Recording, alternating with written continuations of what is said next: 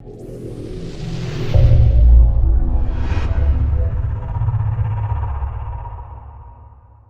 वालेकुम नाजरीन, मैं हूं आपका मेज़बान मलिक नजीब। आप देख रहे हैं न्यूज़ टू यू। जैसा कि आप जानते हैं, कोरोना वायरस ने पूरी दुनिया को अपनी लपेट में लिया हुआ है। इसी तरह वफाकी दारुल हुकूमत में भी कोरोना वायरस ने अपनी जड़ें मजबूत की थी, लेकिन इस्लामाबाद की इंतज़ामिया की जानिब से बेहतरीन इक़दाम किए गए और कोरोना वायरस पर न सिर्फ काबू पाया गया बल्कि उसको जड़ों समेत उखाड़ कर परे फेंक दिया गया है। इस हवाले से हम मज़ीद जानेंगे। इस वक्त हमारे साथ स्टूडियो में मौजूद हैं डिप्टी कमिश्नर इस्लामाबाद हमजा शफकात साहब। अस्सलाम वालेकुम सर। वालेकुम सलाम जी, बहुत शुक्रिया। सर बताइएगा, कोरोना वायरस गुज़श्ता एक साल से इस्लामाबाद में बहुत ज़्यादा इसकी हाइप क्रिएट हुई हुई है, तो इस हवाले से आपको क्या मुश्किलात पेश आई हैं और इस पर काबू पाने के लिए आपने क्या क्या इक़दाम किए हैं? इस्लामाबाद में अगर हम पूरा एक साल का अपना जायज़ा लें तो हम ये देखते हैं कि इस्लामाबाद के अंदर 3 बड़ी वेव्स आईं। एक तो फ़र्स्ट टाइम जब ये आया मार्च अप्रैल के बाद एक वेव आई, और फिर थोड़े सर्दियों के अंदर एक वेव आई, और एक फ़ाइनल वेव अभी है जो रमज़ान से पहले आई और रमज़ान में फिर ऊपर जाती गई। इसमें सबसे पहले तो हमें यही नहीं पता था कि हमने करना क्या है। हमें कहा गया क्वारंटीन सेटअप करें, हमें पता ही नहीं था क्वारंटीन्स होती क्या हैं। वो एक पूरी एक ट्रेनिंग थी जो हमने साथ साथ ली। हमें बताया गया जी आइसोलेशन में रखना है लोगों को, हमें बताया गया जी ये PCR टेस्टिंग होती है, ये गले से टेस्टिंग होती है, एयरपोर्ट के ऊपर लोग आ रहे हैं उनको लेके अपने क्वारंटीन्स में रखना है, उनकी टेस्टिंग करानी है, और फिर उनकी TTQ करनी है, टेस्टिंग, ट्रैकिंग और ट्रेसिंग, कि हर बंदा जो पॉजिटिव आ रहा है उसकी जाके इंटरव्यू लेना है कि वो कितने लोगों से मिला है, फिर उन सब का टेस्ट करना है, और फिर एक टीम्स बनानी है मोबाइल की। और हेल्थ का तो आपको पता है कि हेल्थ के ऊपर बहुत ज़्यादा कभी भी फोकस नहीं रहा, तो रिसोर्सेज नहीं थे, तो एक जदोजहद थी जो हमने शुरू की। और फिर पब्लिक के अंदर भी एक अजीब सा खौफ भी था शुरू में, और फिर ऐसे भी लोग थे जिनको कोई परवाह भी नहीं थी, तो उनसे फिर SOPs पहले डेवलप करना कि भाई ये खाने की SOP है क्या, दफ्तर में आने की SOP है क्या, गाड़ियों में फिरने की SOP क्या है, पार्क्स में, फिर उनकी SOPs बना के लोगों से इन्फोर्स करवाना बड़ा एक चैलेंज था हमारे लिए। लेकिन अल्लाह पाक ने बड़ा करम किया। फ़र्स्ट वेव में भी अल्हम्दुलिल्लाह इस्लामाबाद पूरे पाकिस्तान में और पूरे रीजन में मैं कह सकता हूँ कि हमने सबसे कम केसेस हुए, यहाँ पर सबसे कम डेथ्स हुई। हमारे हॉस्पिटल्स को भी हमने चोक नहीं होने दिया कि जी जैसे केओस हो जाए और लोग अटैक कर दें और लॉ एंड ऑर्डर हो जाए। और हम जो सेकेंड वेव में और अभी थर्ड वेव में तो अल्हम्दुलिल्लाह ये हालात हैं कि कहाँ इस्लामाबाद के अंदर 800 केसेस पर डे होना शुरू हो गए थे रमज़ान में, और उसके बाद मुझे ख़ुद भी कोरोना हो गया, और फिर पूरा महीना हमने मेहनत करके SOPs और वैक्सीनेशन ये सारा करके आज अल्हम्दुलिल्लाह जहाँ 800 केसेस थे वहाँ पे सिर्फ 80 केसेस रह गए हैं। जहाँ 16% तेज़ी से इन्फेक्शन फैल रही थी, अब सिर्फ 2% रह गई है। और इस्लामाबाद में हम तकरीबन 3 लाख के करीब लोगों को आज की डेट तक वैक्सीनेट कर चुके हुए हैं, और अगले 2-3 महीने के अंदर इंशाल्लाह इस्लामाबाद की अर्बन पॉपुलेशन तो हमारी कम्प्लीटली वैक्सीनेट हो चुकी होगी और ज़िंदगी मामूल पे आ चुकी होगी। इस्लामाबाद में कितने वैक्सीनेशन सेंटर बनाए गए हैं? इस्लामाबाद में हमारे 16 वैक्सीनेशन सेंटर्स हैं, और उसमें सबसे बड़ा वैक्सीनेशन सेंटर हमने बनाया है F9 के अंदर। हमारा क्लब था और वो क्लब बंद पड़ा हुआ था, उसी को सेटअप करके और बड़ा खूबसूरत एक इंटरनेशनल स्टैंडर्ड की फैसिलिटी हमने बनाई है। और हमारी कैपेसिटी अब 20,000 पर डे हम वैक्सीनेट कर रहे हैं लोगों को। पहले 6,000 हुई, फिर 7,000 हुई, 8,000, और आज अल्हम्दुलिल्लाह हमने 28,000, आज की डेट में 28,000 लोगों को हमने वैक्सीनेट कर लिया है। तो ये एक तरह से बहुत बड़ा टारगेट है, और ये आप देखें 28,000 का मतलब ये है कि एक महीने के अंदर हम 1.5 लाख 2 लाख बंदों को वैक्सीनेट कर देंगे। इस्लामाबाद की 22 लाख की पॉपुलेशन है, उसमें से जो वैक्सीन होने वाली पॉपुलेशन है वो 10-11 लाख ही है। मेरा ख्याल है कि अगस्त के महीने तक हम जब अपनी वैक्सीनेशन कंप्लीट कर चुके होंगे तो बिल्कुल ज़िंदगी नॉर्मल तरीके से लोग गुजार रहे होंगे, मामूल पे आ जाएगी। मामूल पे आ जाएगी। यानी आप ये कहना चाह रहे हैं कि अगस्त में हम तकरीबन पूरा बिल्कुल नॉर्मल हो चुका होगा, हर सेक्टर खुल चुका होगा, सिनेमास खुल चुके होंगे, जिम्स खुल चुके होंगे, स्कूल्स खुल चुके होंगे, और इंशाल्लाह कोई ऐसी खुदा ना खास्ता कोई नई स्ट्रेन अगर नहीं आती, जो कि उसका आपको पता है कि आज भी पाबंदियां लगी हुई हैं। जो एयरपोर्ट पे आता है उसका टेस्ट होता है, जब तक टेस्ट का रिजल्ट नहीं आता उसको वहीं पे रखा जाता है, और उसके बाद भी उसकी टेस्टिंग और क्वारंटीनिंग और ट्रैकिंग की जाती है कि बंदा कहाँ कहाँ गया है, 10 दिन अपने घर में रहा है कि नहीं, ताकि बाहर का वायरस कोई ना आए, जिसको हम इंडियन स्ट्रेन कहते हैं। क्योंकि ये खदशा है कि कोई नया वायरस अगर आ जाए तो हो सकता है इस वैक्सीन उसके ऊपर काम ना कर सके। इस वैक्सीन का ये तो फ़ायदा है कि इसकी वजह से लोग क्रिटिकल नहीं होंगे, बहुत ज़्यादा बीमार होकर अस्पतालों में नहीं आएंगे, लेकिन वायरस फैलने का खदशा तो फिर भी रहेगा। जी नाजरीन, आपने जाना कोरोना वायरस के हवाले से डिप्टी कमिश्नर हमजा शफकात साहब ने क्या इक़दाम किए और किस तरह कोरोना वायरस पर उन्होंने काबू पाया। मरगला हिल्स पर आग लगी हुई है, और गर्मियों के मौसम में हर साल तकरीबन ये आग मई के एंड में लगती है। इस हवाले से हम हमजा शफकात साहब से जानेंगे कि उन्होंने आग पर काबू पाने के लिए क्या इक़दाम किए हैं और आग लगने की वजूहात क्या हैं? जी हमजा साहब। बिल्कुल, ये हर साल मार्गला की पहाड़ियों में लगती है और हर दफ़ा लोग कहते हैं कि जी ये टिम्बर माफिया और फॉरेस्ट वाले मिल के लगाते हैं। मैं क्योंकि ख़ुद इसमें गया हूँ, 2-3 दिन मैंने इसमें रिलीफ एक्टिविटी की है और फिर हमने इस पर एक मीटिंग कॉल की जिसमें वाइल्ड लाइफ वालों को बुलाया, फॉरेस्ट वालों को बुलाया, एनवायरनमेंट वालों को, और जो पाकिस्तान के टॉप फॉरेस्टर्स और एनवायरनमेंटलिस्ट हैं उनको हमने बुलाया। इसमें एक तो मैं लोगों को ये ब्रीफ करना चाहता हूँ कि ये कोई माफिया या कोई साजिश नहीं है। एक तो आपको पता है हमारे लोग समझते हैं कि हर चीज़ ही साजिश है, विचली गल जो है ना वो कोई और है। ऐसी बात नहीं थी। हमने ये देखा कि इस्लामाबाद के अंदर मई के महीने में पिछले 5 साल में जो एवरेज टेम्परेचर है वो 30 डिग्री है, यानी कि कभी 35 हो जाता है, 36 होता है, लेकिन एवरेज 30 है। लेकिन इस मई के महीने में आपको पता है ग्लोबल वार्मिंग भी हो रही है, हीट वेव्स भी आ रही हैं, जगह जगह अजीबोगरीब किस्म के वाक़यात हो रहे हैं। इस दफ़ा टेम्परेचर 43 डिग्रीज तक गया है।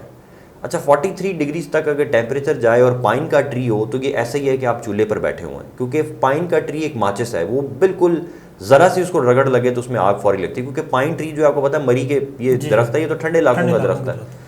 वो अब जब ये हीट वेव आई है तो उसकी नीडल्स जब शेड होना शुरू हुई हैं तो उस पर आग लगी है। मैं जब खुद फायर में गया और मैंने कहा यार किन लोगों ने आग लगाई है और टिम्बर माफिया, तो मेरी आंखों के सामने आग इरप्ट हुई। यानी एक जगह हम बुझा रहे हैं तो थोड़े से फासले पे खुद ब खुद आग लगना शुरू हुई, फिर थोड़े से फासले पे खुद ब खुद आग। तो वो लोग तो नहीं थे, वो यही पाइन ट्री के अंदर और नीचे जो फॉलियाज गिरा होता है, पत्ते गिरे होते हैं सूखे, नीडल जब आके गिराती है इतनी हीट में और कांस्टेंट हीट चलती रहे, बारिश भी नहीं हुई इतना अरसा, तो उसकी एक वजह है। लेकिन फिर भी इसमें शरारत का एलिमेंट, आर्सन का जो हम कह सकते हैं क्रिमिनल एलिमेंट भी हो सकता है। उसको भी हम तफ्तीश कर रहे हैं, गांव के लोगों को भी हमने इस तफ्तीश में शामिल किया है, फॉरेस्ट वालों को भी चेक कर रहे हैं। चेयरमैन जो वाइल्ड लाइफ मैनेजमेंट बोर्ड है उन्होंने भी कहा है कि जी इसमें हमें शक है कि कुछ लोगों ने ये हरकत की है। लेकिन फिर हम ये देखते हैं कि अगर कुछ लोगों ने हरकत की है इतने बड़े मतलब 4 किलोमीटर के फासले के ऊपर, वो लोग भागते हुए कैसे गए और किसी को नज़र नहीं आया, तो ये इतनी कोई प्लॉजिबल बात नहीं लगती। तो इसमें मेरी आवाम को यही मैसेज है कि इसमें परेशान होने की ज़रूरत नहीं है। जो टॉप फॉरेस्टर हैं वो तो कहते हैं कि नेचर का एक तरीक़ाकार है सर्वाइवल ऑफ द फिटेस्ट करने का, कि बेस्ट दरख्त जो है वही निकलेगा और जो वीक बुशेज़ हैं और वो सारी फिर इसमें ख़त्म हो जाती हैं। जहाँ तक लोगों का ये खदशा था जी कोई वाइल्ड लाइफ मर गई है और कोई मुर्गी जो है वो अपने अंडे छोड़ के मर गई, एक फ़ेक तस्वीर भी घूम रही थी, तो इसमें हमने जो अभी तक असेसमेंट किया है इसमें एक भी जानवर, एक भी परिंदा जो है उसकी डेथ नहीं हुई। अफेक्ट हुए हैं, फ्लाई करके चले गए हैं, कोई इधर चले गए हैं, घोंसले वगैरह हुए हैं उनके डिस्टर्ब, लेकिन कोई वाइल्ड लाइफ डिस्टर्ब नहीं हुई और ह्यूमन लाइफ भी डिस्टर्ब नहीं हुई, कोई प्राइवेट प्रॉपर्टी का भी लॉस नहीं हुआ। बाकी ये कि बुशेस वगैरह में आग लगी है और इंशाल्लाह वो तो हर दफ़ा लगती है तो हम उसका फिर सद्देबाब करते रहते हैं। सर, कहा जाता है कि मरगला की पहाड़ियों पर बहुत सारे नायाब परिंदे जो जानवर मौजूद थे, लेकिन क्योंकि आग हर साल लगती है और गुज़श्ता 5-6 सालों से मुसलसल लग रही है तो बहुत सारे जानवर ये मरगला की पहाड़ियाँ छोड़कर चले गए हैं। इस बारे में क्या कहेंगे? अच्छा, मैं बताऊँ ये तो उलट है बात। हमें वाइल्ड लाइफ वालों ने बताया है कि इधर जो वाइल्ड पॉपुलेशन है बढ़ती जा रही है। पिछले साल अगर आपको याद हो तो 2 चीते निकले इधर, उन्होंने एक अटैक भी किया, आप उसकी वीडियो बड़ी वायरल हुई। और अगर आप बंदरों की पॉपुलेशन देखें मंकीज़, तो वो इतनी ज़्यादा हो गई है कि पहले तो वो सिर्फ सेक्टर E7 तक आते थे, अब वो सेक्टर F7 पे भी आ रहे हैं। अच्छा। लोगों के घरों के अंदर वो मंकी पॉपुलेशन बहुत ज़्यादा बढ़ती जा रही है। तो ऑन दी अदर हैंड मैं तो ये कहूँगा कि डाटा तो ये कह रहा है कि कोई डिस्टर्ब नहीं हुई पॉपुलेशन, लेकिन जो फॉरेस्टर है वो ये कह रहे हैं कि सर क्योंकि इस्लामाबाद के ये पहाड़ों के एरियाज़ में गांव बहुत ज़्यादा हैं, 12 गांव तो सिर्फ इस्लामाबाद की हदूद में है, हरीपुर में लहदा है, मरी की हदूद में लहदा है, पिंडी की हदूद में लहदा है, फुलगरा से आगे चले जाएँ। उन गाँवों की विलेजेस की पॉपुलेशन बढ़ने से जो है ना थोड़ी सी इंक्रोचमेंट भी हो रही है और वो हैं भी पुराने गाँव, उनका कुछ कर भी नहीं सकते, तो उसकी वजह से थोड़ा सा एक इम्बैलेंस हो रहा है, जिसके ऊपर इंतज़ामिया और CDA दोनों काम कर रहे हैं कि किसी तरह शाला दत्ता के एरिया को भी हम कंट्रोल करें।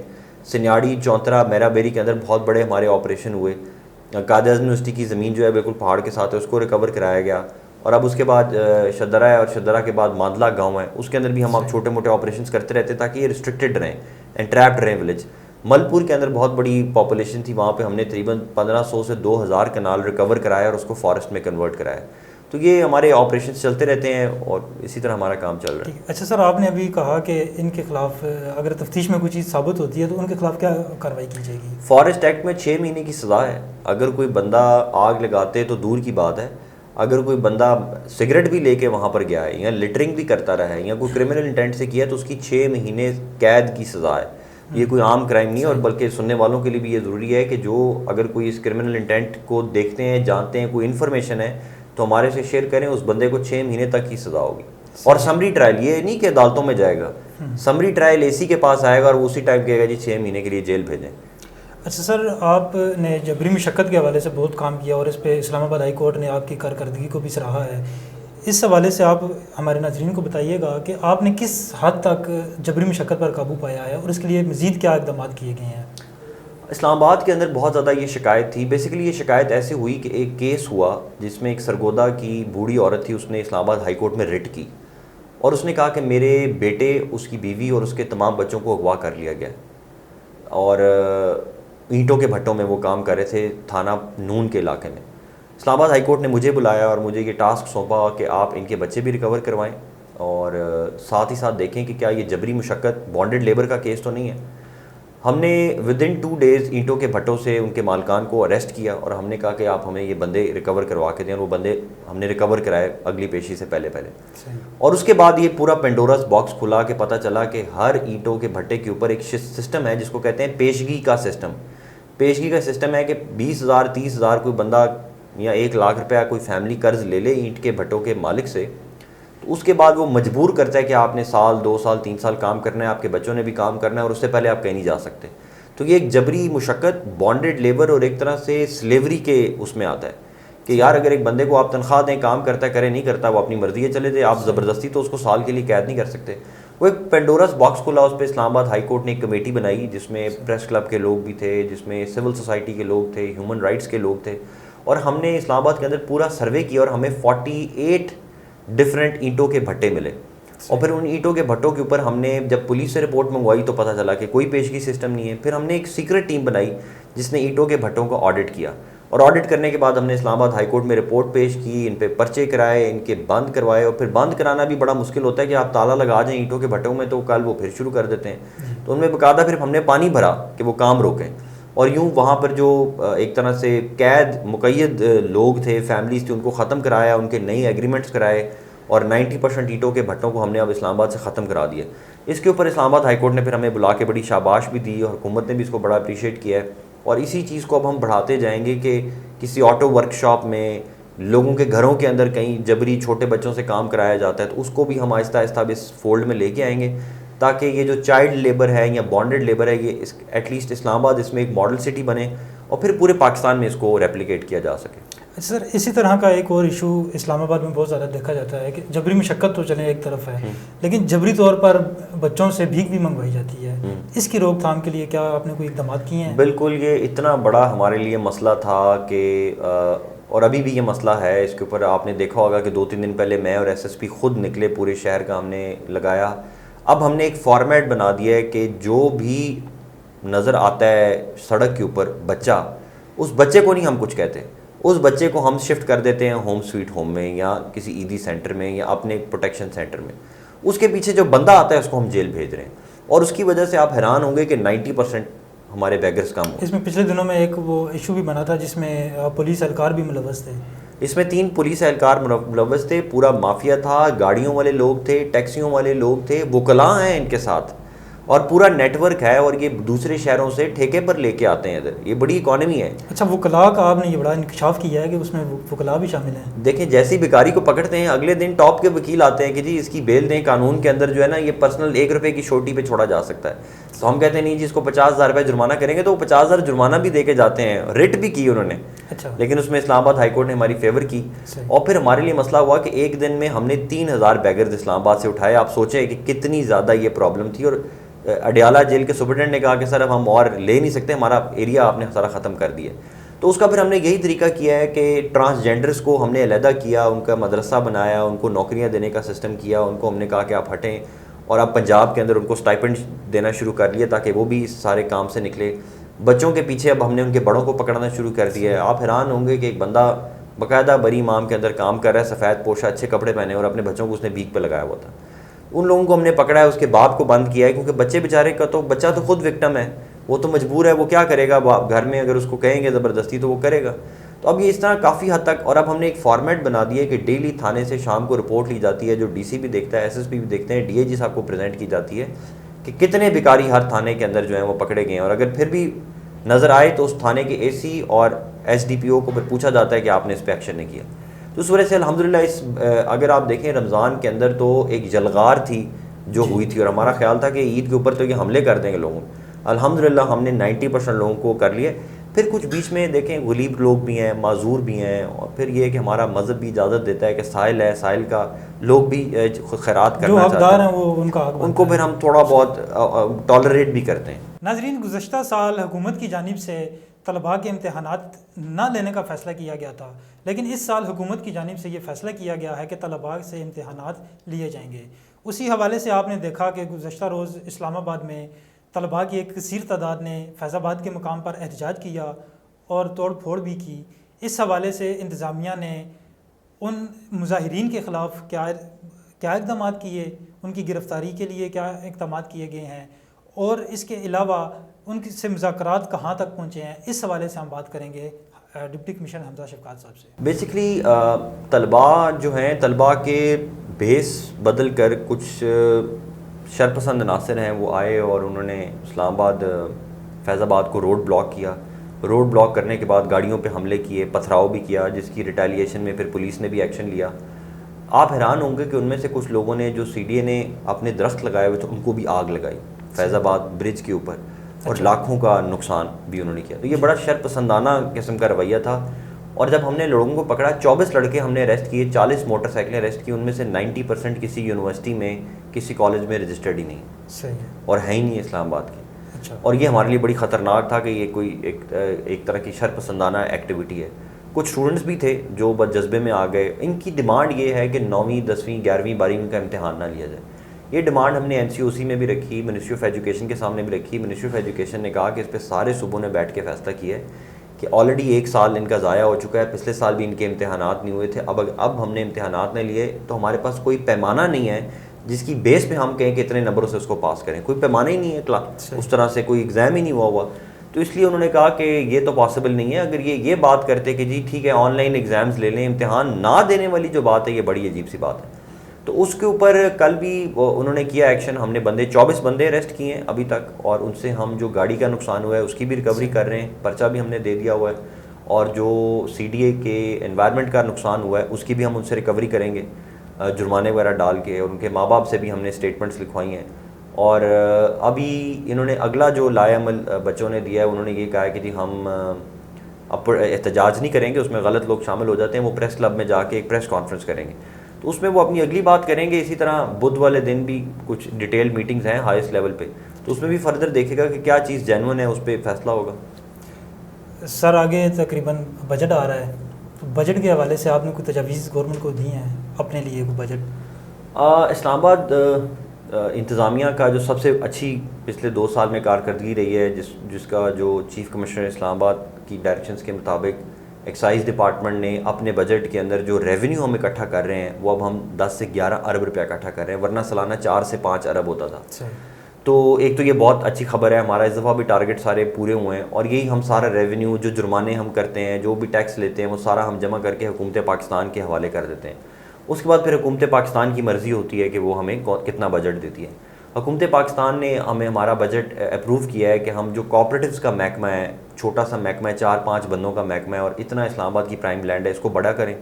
इसमें प्लानिंग के लोग रखें, इंजीनियरिंग के लोग रखें, लीगल एक्सपर्ट्स रखें, टाउन प्लानर्स रखें, जो देखें कि ये कैसे सोसाइटी चलती है, रियल स्टेट की क्या पॉलिटिक्स है, उसके मुताबिक फ़ैसले करें। वो हुकूमत ने अप्रूव किया है। इसी तरह जो हमारा लैंड रिकॉर्ड्स का महकमा है उसको हम कंप्यूटराइज करने जा रहे हैं, उसका प्रोजेक्ट चल रहा है हमारा बड़े अरसे से, वो उस फाइनल फेज़ में लेके जा रहे हैं। उसके ऊपर हुकूमत ने हमारा बजट पास किया है। और एक हम इस्लामाबाद के अंदर फ़िशरीज़ का बड़ा छोटा सा महकमा था जो रावल डैम के अंदर इलीगल फ़िशिंग नहीं रोक पाती, और उस पर बड़ा क्रिटिसिज्म आता है क्योंकि उनके पास ना कश्तियाँ हैं, और अगर कश्ती चल भी रही होगी तो उसको कैसे रोकेंगे, पुलिस कैसे रोकेगी, वो छलांग तो नहीं मार सकती पानी में। तो वो हमारे लिए बड़ा एक मसला है। तो उसके लिए हमने कुछ बजट डिमांड किया, वो अप्रूव हुआ है। और फाइनली जो फूड अथॉरिटी बनने जा रही है, इंशाल्लाह उसका कानून पास हो जाएगा, उसका बजट हुकूमत ने पास कर दिया है कि इस्लामाबाद के अंदर एक फ़ूड की लेबॉर्ट्री बने और एक फ़ूड अथॉरिटी बने। जैसे पंजाब फूड अथॉरिटी है, बड़ी अच्छे काम कर रही है, KP फूड अथॉरिटी है, इस तरह इस्लामाबाद की फ़ूड अथॉरिटी बनेगी जो इसी तरह दूध को और तमाम मुज़र सेहत अशिया को वो चेक करेगी। ठीक है, लास्ट क्वेश्चन सर आपसे करूँगा, बतौर डिप्टी कमिश्नर इस्लामाबाद को और इस्लामाबाद की शहरी को कैसा पाया? इस्लामाबाद बड़ा मुश्किल शहर है, मैं आपको बताऊँ। यहाँ के लोग बहुत अच्छे हैं, उन्होंने पढ़े लिखे लोग हैं, इंतज़ामिया का काम आसान होता है, कोरोना के एसओपीज़ में मैं खुद देखता हूँ कि मेरे जो बैचमेट डीसी पिंडी थे उनके लिए कितना मुश्किल था कि करतारपुर बंद नहीं कर सके, वो राजा बाज़ार बंद नहीं कर सके, लेकिन हमने यहाँ पर अपारा भी बंद किया, G9 कराची कंपनी भी बंद की पूरा लॉकडाउन के, उस लिहाज से हमें बड़ा वो किया। लेकिन इस्लामाबाद के बारे में एक हमारे सीनियर होते थे, फेडरल सेक्रेटरी रिटायर हुए, तो उन्होंने एक किताब लिखी और इस्लामाबाद का किताब का नाम रखा उन्होंने इस्लामाबाद ग्रेडों का शहर। तो ये इस्लामाबाद ग्रेडों में बटा हुआ है, इसमें F सीरीज़ है, G सीरीज़ है, इसी तरह मीडिया के लोग हैं, पार्लियामेंट है, आर्मी का सेटअप्स हैं, इंटेलिजेंस के सेटअप्स हैं, ब्यूरोक्रेसी इतनी ज़्यादा है यहाँ पर बैठी हुई, तमाम हेडक्वार्टर्स हैं, तो उस लिहाज से बड़ा मुश्किल हो जाता है। आप सिर्फ इस पर ही देख लें कि ये जो प्रोटेस्ट किया स्टूडेंट्स ने, इसमें भी हमें मसला आ रहा था कि एक तरफ से हमें डायरेक्शंस आ रही थी कि इनके ऊपर लाठीचार्ज ना करें, एक तरफ से आ रहा था कि रोड खुलवाएं, एक तरफ से आ रहा था टीयर गैस इस्तेमाल ना करें, एक तरफ से आ रहा था कि इन्होंने गाड़ी तोड़ी इनको अरेस्ट करें। तो इस सारों में फैसला करना इतना मुश्किल हो जाता है कि किसकी गाइडेंस और किसकी डायरेक्शंस को हम इग्नोर करें, तो बड़ा मुश्किल हो जाता है। उस लिहाज से ये बड़ा ही मुश्किल रहा है, लेकिन हमने पूरी मेहनत की है और अपने आप को अवाम के सामने पेश किया। जितना मैंने ही सोशल मीडिया पे अपने आप को सामने रखा हुआ है, बार बार हर काम अपना लोगों के साथ शेयर करता हूँ, उसके ऊपर वो अपना व्यूज़ भी देते हैं, ट्वीट्स भी करते हैं, क्रिटिसिज्म भी करते हैं। मीडिया के सामने मैंने अपने आप को बहुत पेश किया है, मीडिया ने भी क्रिटिसिज्म भी किया है, पॉजिटिव भी किया है, कंस्ट्रक्शन भी किया है और बेहतरी भी आई है मीडिया की वजह से। हमारे उसमें महकमे के अंदर कई जो काली भेड़ें थी उनको हमने निकाला, पॉइंट आउट हुए, गलत काम हो रहे थे हमारे महकमों को लाइसेंस में, ये वो हमें पॉइंट आउट हुए, तो हमने पूरी मेहनत तो की है। बाकी आवाम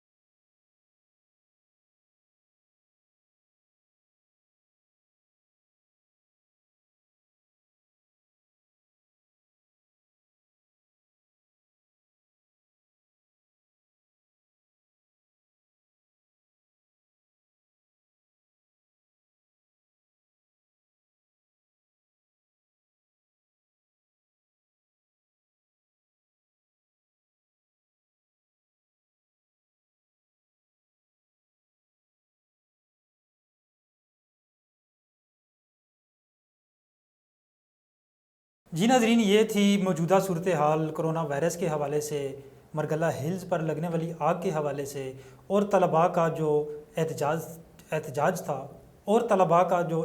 था इस हवाले से। नाज़रीन, मज़ीद इस तरह की वीडियोस और इंटरव्यूज़ को देखने के लिए सब्सक्राइब कीजिए हमारा यूट्यूब चैनल News2U और विज़िट कीजिए हमारी वेबसाइट www.news2u.com.pk।